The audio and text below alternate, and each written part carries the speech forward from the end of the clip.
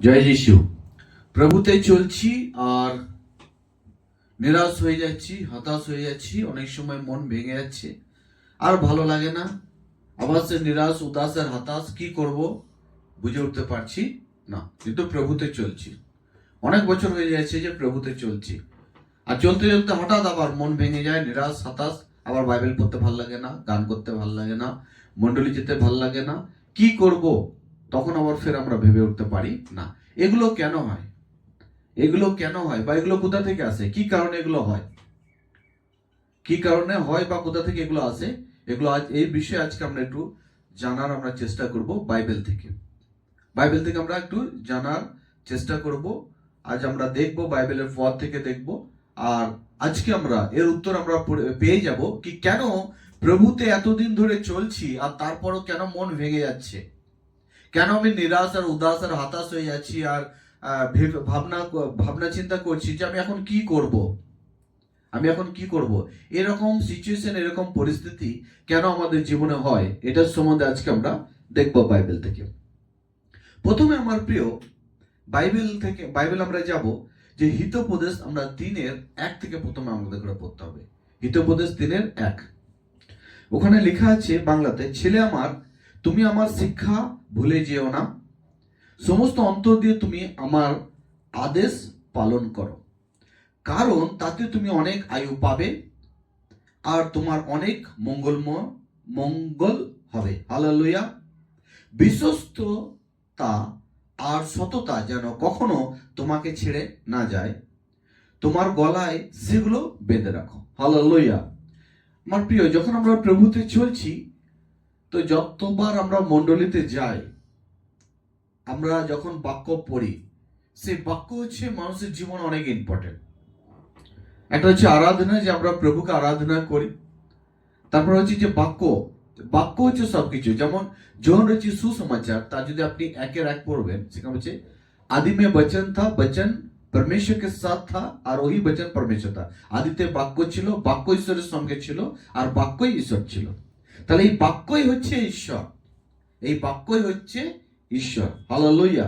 তাহলে যখন আমরা প্রভুতে মণ্ডলীতে গিয়ে যখন আমরা বাক্য শুনি, আর যখন সেই বাক্যটাকে আমরা শুনে আমরা এক কান দিয়ে বার করে দিই, সেটা আমরা বোঝার চেষ্টা করি না, সেটা আমরা ধরার চেষ্টা করি না, হৃদয়ে রাখার চেষ্টা করি না, আমরা মানার চেষ্টা করি না, তখন কিন্তু আপনার মন ভেঙে যায়। কারণ আপনার মনে থাকে না, কারণ আপনার মনে থাকে না, আপনি মনে রাখেন না, বা আপনি কেয়ার করছেন না, সেটাকে আপনি নিচ্ছেন না। তাহলে কিন্তু সেই ব্যক্তির মন কিন্তু ভাঙবে 100% শিওর, তাকে ভাঙতেই হবে। কারণ ঈশ্বর তিনি চার্চ, তিনি আরাধনার জায়গা আমাদের করে তৈরি করে দিয়েছেন। এই জন্যই যাতে আমরা সেখানে প্রত্যেক সপ্তাহে একটা দিন গিয়ে যাতে আমরা কি করি, ঈশ্বরের শিক্ষার দ্বারা আমরা যাতে শিক্ষিত হয়ে উঠি। আর জগতের অনেক জ্ঞান আছে, জগতের অনেক বুদ্ধি আছে, জগতের অনেক বোঝার ক্ষমতা আছে, অনেক চতুর, অনেক চালাক আছে আমরা, কিন্তু আত্মিক জ্ঞান, আত্মিক বুদ্ধি কি আমাদের কাছে আছে? আত্মিক জ্ঞান, বুদ্ধি বা বোঝার ক্ষমতা আমাদের আছে কি নেই? যদি আত্মিক জ্ঞান আর বুদ্ধি বা বোঝার ক্ষমতা যদি আমাদের মধ্যে নেই বাইবেল থেকে, তাহলে কিন্তু আমাদের করে ভাঙতে হবে, তাহলে কিন্তু আমাদের করে ভাঙতে হবে। মন আমাদের খারাপ হবে, মন আমাদের ভেঙে যাবে, আমরা নিরাশ বা উদাস বা হতাশ হয়ে যাব।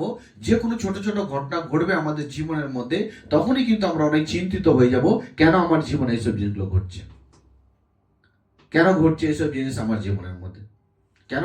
কারণ আপনি মন্ডলীতে তো যান, আপনি প্রার্থনা মন্ডলীতে আপনি যাচ্ছেন, আপনি বাক্য শুনছেন, কিন্তু সেটা কেয়ার করছেন না, সেটা কেয়ার আমরা করছি না, যার জন্য মন কি ভেঙে যাবে। প্রথমেই বাইবেল আমাদের শিক্ষা দেয়, হে মেরে পুত্র শিক্ষা কো না ভুলনা, মানে ঈশ্বরের শিক্ষাকে না ভুলনা। বাইবেলের মধ্যে বহু ধরনের শিক্ষা দেওয়া হয়, চোখের সম্বন্ধে, কথা বলার সম্বন্ধে, পোশাকের সম্বন্ধে, শরীরের সম্বন্ধে, বিভিন্ন রকম পাপের সম্বন্ধে, বিভিন্ন রকম ভালো কাজের সম্বন্ধে, চলার সম্বন্ধে, শোনার সম্বন্ধে, মানার সম্বন্ধে, বিভিন্ন রকমের পয়েন্ট দিয়ে পালক বাবু, প্রচারক, তিনি কি করেন, চার্চের মধ্যে প্রচার করেন।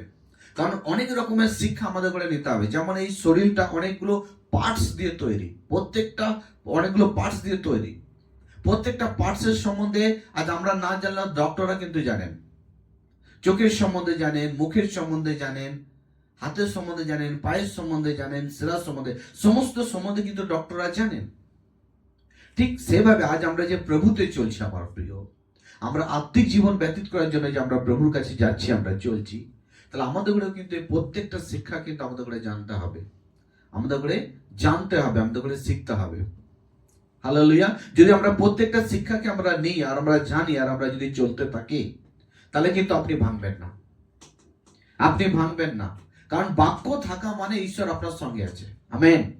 বাক্য থাকা মানে ঈশ্বর আপনার সঙ্গে আছে। আর যদি বাক্য আপনার সঙ্গে নেই, তাহলে ঈশ্বর কিন্তু আপনার সঙ্গে নেই। কারণ আদিতে বাক্য ছিল। হালেলুয়া।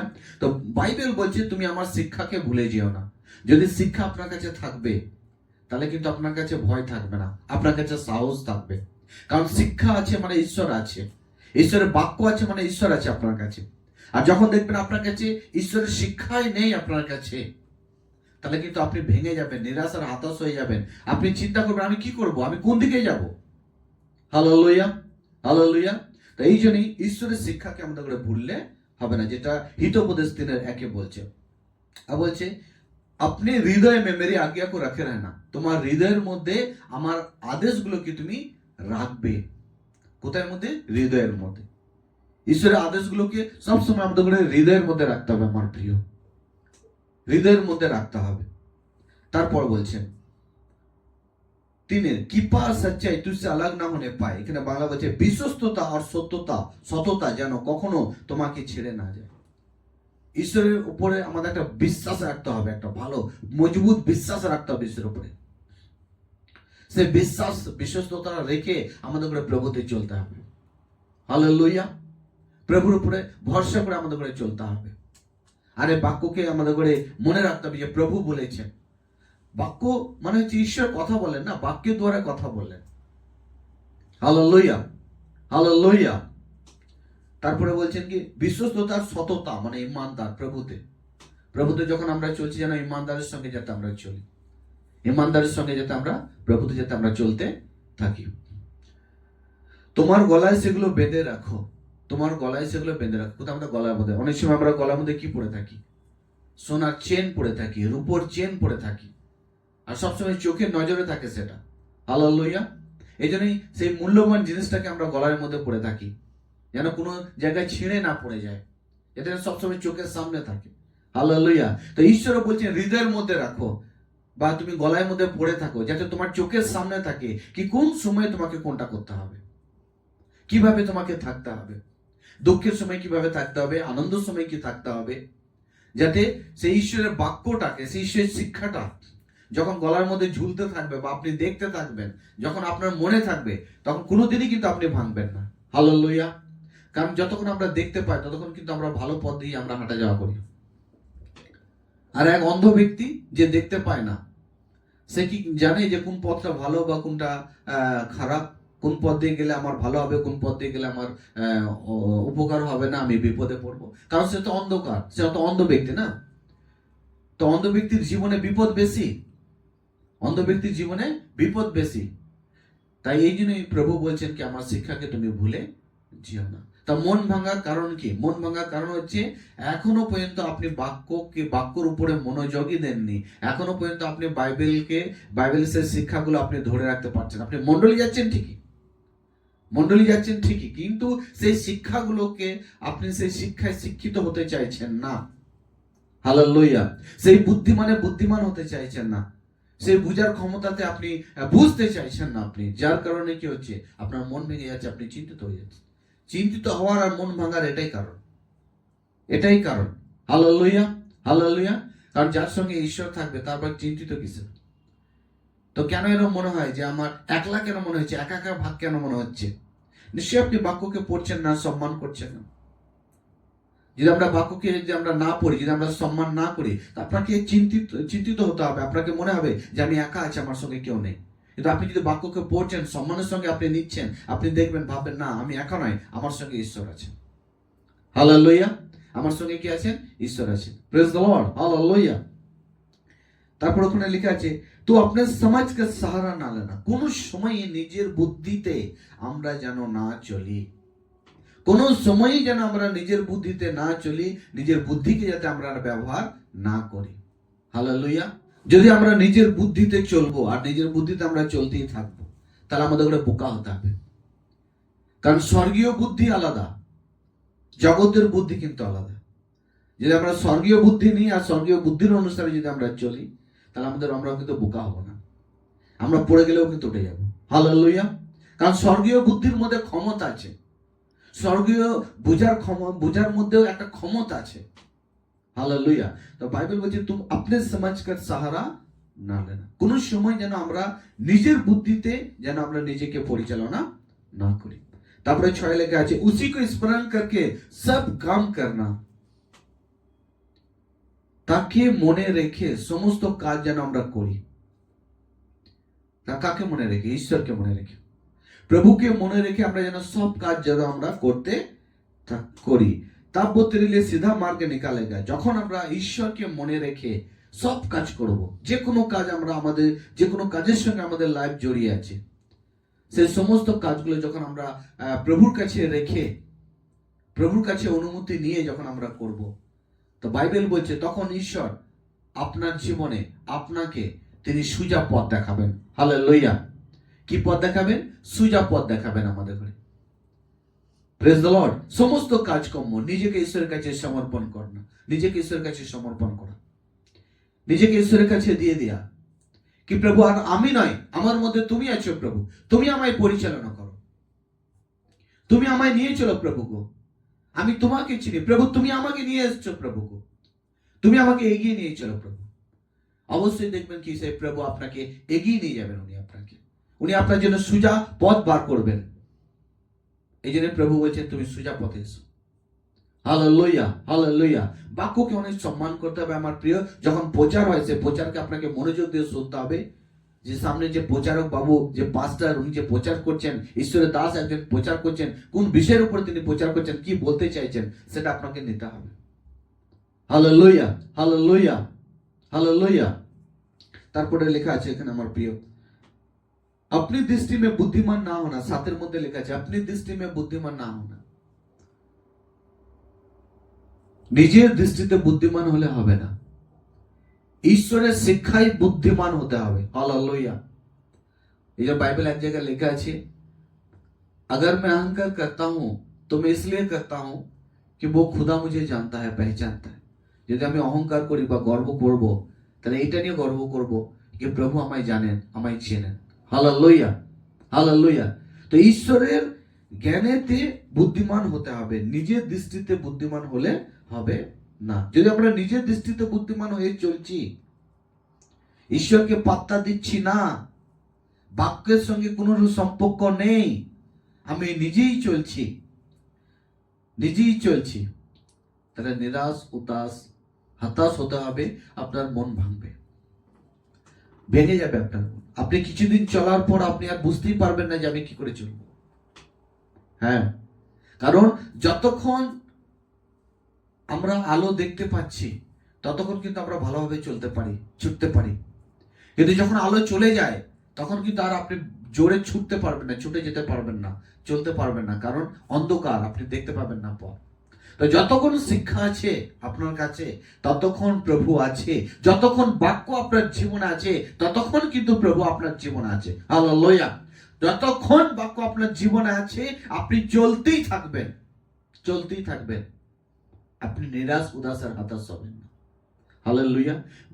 বেশি করে আমরা যেন বাইবেলের এই পথ আর শিক্ষাগুলোকে আমরা যাতে আমাদের জীবনের মধ্যে ধরতে শিখি, মানতে শিখি। আমরা যদি আমরা ধরতে শিখবো, মানতে শিখবো, শুনতে শিখবো, আপনি অবশ্যই আশীর্বাদে পরিপূর্ণ হবেন, অবশ্যই আশীর্বাদে পরিপূর্ণ হবেন, অবশ্যই ব্লেসিং আপনি পাবেন।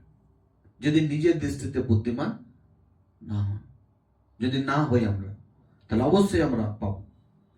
তারপর লেখা আছে 8 মধ্যে লেখা আছে খুব সুন্দর, তাতে তুমি স্বাস্থ্যবান হবে আর তোমার হাড় পুষ্ট হবে, তাতে তুমি স্বাস্থ্যবান হবে আর হাড় তুমি পুষ্ট হবে। ऐसा करने से तेरा शरीर भला चंगा और तेरा हड्डी अभी पुष्टि रहेंगे। আর যখন আমরা ঈশ্বরের যে শিক্ষাকে আমরা যখন মেনে নিই, ঈশ্বরের আদেশকে মেনে নিই, উনি বলছেন কি তোমার হাড়কেও আমি মজবুত করব আর আমি তোমাকে সুস্থ রাখবো। Hallelujah, hallelujah, hallelujah. মন ভেঙে যাওয়া মানে একটা রোগের মধ্যে জর্জরিত হওয়া।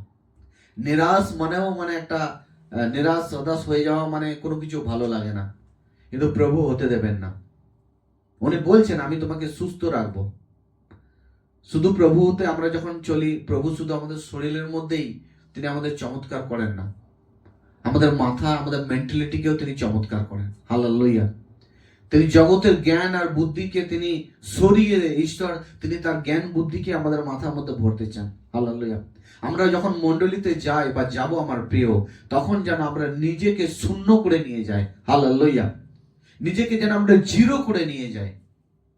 যদি আমরা নিজেকে শূন্য করে নিয়ে যাব, জিরো করে নিয়ে যাব, বা ঈশ্বরের কাছে নিজেকে জিরো করে আমরা উপস্থিত করব, তা তখন কি হবে? ঈশ্বর আমাদের মধ্যে তিনি তার জ্ঞানকে, তিনি তার বুদ্ধিকে, তার শিক্ষাকে দিয়ে তিনি আমাদের ঘরে পরিপূর্ণ করবেন। কারণ জীবনের পথে চলতে গেলে, আত্মিক জীবনে চলতে গেলে আমার প্রিয়, ঈশ্বরের শিক্ষা মানুষের জীবনে অনেক ইম্পর্টেন্ট, অনেক প্রয়োজন আছে, অনেক দরকার আছে।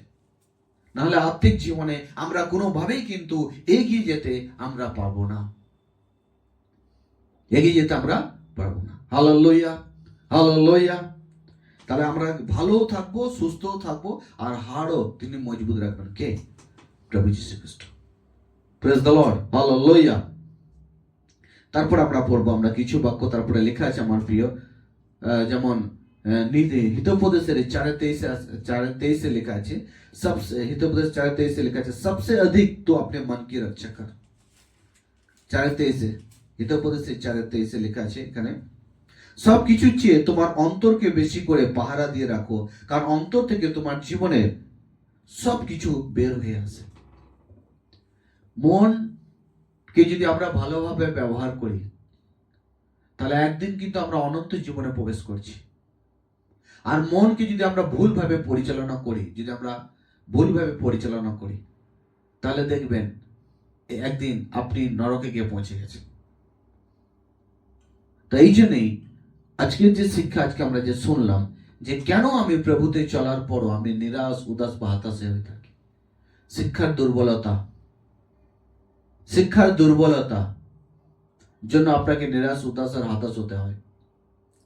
চিন্তা অনেক বড় একটা রোগ, যার কোনো মেডিসিন নেই। আর শুধু একমাত্র এই চিন্তা থেকে মুক্ত করতে পারে যেটা হচ্ছে বাইবেলের বাক্য। হালেলুয়া। বাইবেলের শিক্ষা, বাইবেলের পথ, বাইবেলের শিক্ষা আমাদের ঘরে খাল থেকে আমাদের ঘরে উপরে তোলে। ঈশ্বরের বাক্য আমাদের ঘরে খাল থেকে উপরে তোলে। যখন আমরা ঈশ্বরের বাক্যকে যখন আমরা পড়ি, যখন মানি, মনে হয় যে ঈশ্বর আমার সঙ্গে আছেন, তখন আমরা সবকিছু করতে পারি, হাসি মুখে চলতে পারি, থাকতে পারি। আর যখন ঈশ্বরের বাক্য পদ আমাদের মনে থাকে না, আমরা ফের নিরাশ, উদাস আর হতাশ হতে থাকি। আমি কি করব? কোনটা করলে আমার ভালো? হালেলুয়া। তো ঈশ্বর শিক্ষাকে আপনাকে প্রাথমিকতা দিতে হবে, আপনাকে শিখতে হবে, শুনতে হবে, আপনাকে মানতে হবে। তো সবচেয়ে বেশি তুমি কি করো? তোমার মনকে পাহারা দাও, মনকে ভাঙতে দিও না। মন কখনো ভেঙে যায় যখন মন আর কোনো স্থান পায় না, কোনো শিক্ষা পায় না, যে আমি কোনটা করলে আমি ঠিকঠাক থাকবো আর কোনটা না করলে আমার ক্ষতি হবে। যখন এই শিক্ষা মনের মধ্যে থাকে না, তখন নিরাশা, উদাস, হতাশ হয়ে যায়। প্রভুতে চলছি, মন ভাঙছে, নিরাশ হয়ে যাচ্ছি, হতাশ, উদাস হয়ে যাচ্ছি। কেন? কারণ বাইবেলে আরেকটা পদ আমরা পড়বো, যে গলাতীয় তার 6:7 মধ্যে লেখা আছে, ধোকা না খাও, परमेश्वर ঠাট্টায় में उड़ाया नहीं जाता। যে নিজেকে বোকা করিও না, কারণ ঈশ্বরকে নিয়ে ঠাট্টা করা যায় না। সত্যি তো, ঈশ্বরকে নিয়ে ঠাট্টা করা যায় না। যদি আমি মণ্ডলীতে যাচ্ছি, তার কাছে যাচ্ছি, আর আমি করছি না, আমি মানছি না, আমি শুনছি না, চেষ্টা করছি না, একটা ঠাট্টা করার মতো কিন্তু স্বভাবটা তৈরি হয়ে উঠছে। এরকম স্বভাবটা তৈরি হচ্ছে কি, আমাকে হয়তো প্রভু দেখছেন না, আমাকে হয়তো প্রভু দেখতে পাচ্ছেন না, আমি যেমন তাই করব, প্রভু এই সম্বন্ধে কোনো অ্যাকশন তিনি নেবেন না, কোনো কিছু তিনি বলবেন না। অনেক সময় এরকম হয়, আর জীবন চলতেই থাকে, জীবন ঠিক আমাদের এইভাবে চলতেই থাকে। তাহলে ধোকা না খাও, परमेश्वर ठट्टा में नहीं उड़ाया जाता। क्योंकि जो कुछ मनुष्य बोता है वही काटेगा। जो कुछ मनुष्য बोता है वही কাটেগা, মানে মানুষ যা কিছু আজ করছে, কেউ যদি ভালো কর্ম করছে প্রভুকে নিয়ে, তার আশীর্বাদ সে পাবে। কিন্তু প্রভুতে চলার পরও কেউ যদি খারাপ করছে, তাকে তাহলে সে খারাপের যে ফলটা, যে বেতনটা, যে দুঃখ কষ্টটা তাকেই সইতে হবে। তারপরে এখানে আরেকটু পদের মধ্যে লেখা আছে, क्योंकि जो अपने शरीर के लिए बोता है वो शरीर के द्वारा विनाश की कटनी काटेगा। বলছে যারা শুধু শরীরের জন্য জীবন যাপন করছে, তাদের করে ধ্বংসের দিকে তাদের করে কিন্তু যেতে হবে, ধ্বংসের দিকে তাদের করে কিন্তু যেতে হবে। আর जो आत्मा के लिए बोता है, কিন্তু যারা আত্মার জন্য কাজ করছে তারা অনন্ত জীবন পাবে, তারা আনন্দ জীবন পাবে। Hallelujah, hallelujah.